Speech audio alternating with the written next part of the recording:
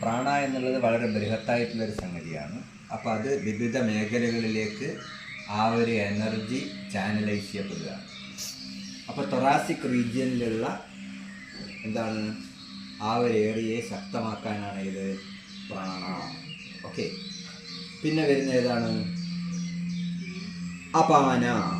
അപാനം എന്ന് പറഞ്ഞാൽ എന്താണ്? ഗവേൺസ്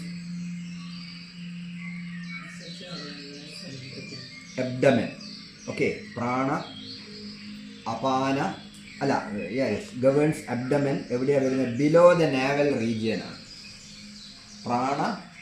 അപാനം എന്ന് പറഞ്ഞാൽ ശരിക്കും എവിടെയാണ് വരുന്നത്? അപാന വായുവൊക്കെ പോകുന്ന എക്സ്ക്രീറ്ററി സിസ്റ്റം, യൂറിനറി സിസ്റ്റം, അതിൽ വരുന്നതാണ് ഏത്? പ്രാണ അപാന. പിന്നെ സമാനനാണ് ഏത്? നമ്മുടെ സ്റ്റൊമക്ക്, നാവൽ റീജിയനിൽ വരുന്നത്.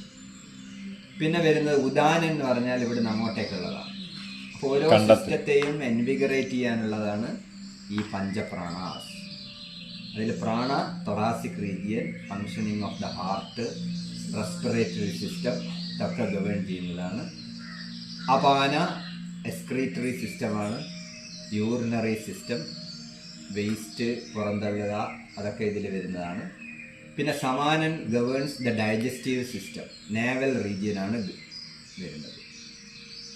പിന്നെ അടുത്തത് ഉദാനനാണ്. ഉദാനൻ എന്ന് പറഞ്ഞാൽ നമ്മുടെ എന്താണ് ഈ മേലോട്ടുള്ള കഴുത്തിന് മേലോട്ടുള്ള ഭാഗം, പ്രത്യേകിച്ച് നമ്മളെ മൈൻഡ് ഫങ്ഷനിങ്, നമ്മുടെ എന്താണ് ഈ സിസ്റ്റം